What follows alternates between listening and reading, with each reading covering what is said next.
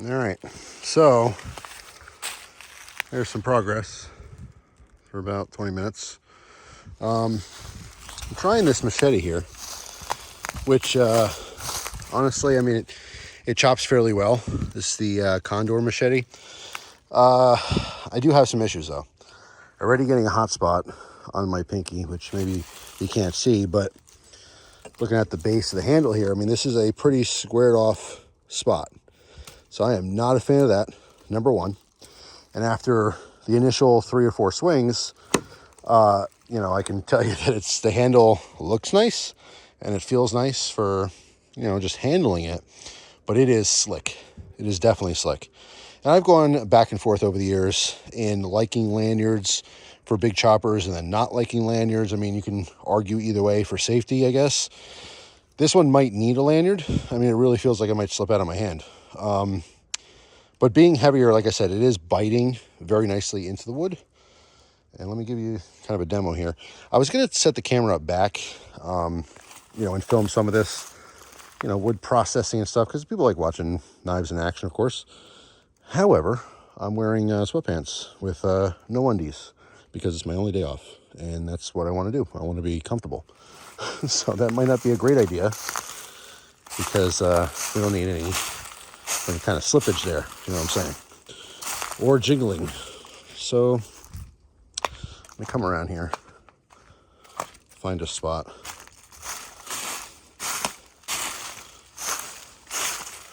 But I do kind of want to show you how this is biting, because like I said, if you get a good grip on it, it's doing a good job.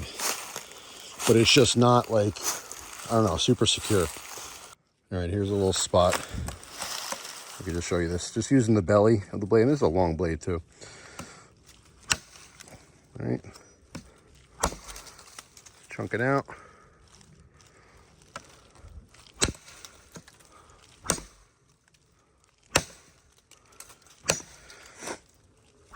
Whoops.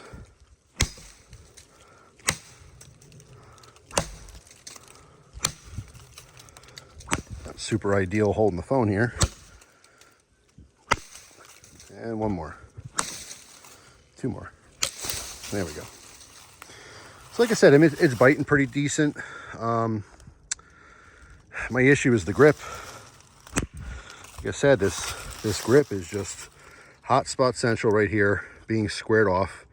I understand it's nice, you know, in theory anyway, to have a guard on top and a bottom so your hand doesn't slip out. But that's just in theory. When it's you know, literally squared off like that, it just becomes uncomfortable. So I'm gonna try some different knives and stuff, but for now, I'm just gonna grab some gloves and I'll keep using this guy for a little bit because it's the first time actually testing this one. So anyway, that's all. Just to give you a little sneak peek on this. Like I said, there's a lot of wood to process here. This will take me, I don't know, a couple weeks. I'm just gonna do it in and out here and there. Grab some different knives occasionally. You know, some of the larger spots here, obviously I can use a saw. This is a little bit too thick, I think, for, you know, just chopping. Of course you could chop eventually, but it's more stuff like this. I want to use those fixed blades to chop. So anyway, that's it for now. Beautiful day though, so glad to be outside. All right, here's another section. Again, I didn't grab gloves yet, but as soon as I shut the camera off, I came over to try another section. This is probably, I don't know, 25, 30 hits or something. You know, you gotta, obviously you're V-notching the whole thing, right? Taking chunks out. But then you gotta go wider and wider the bigger it is. You can't just keep hacking in the middle. You gotta take out chunks, right?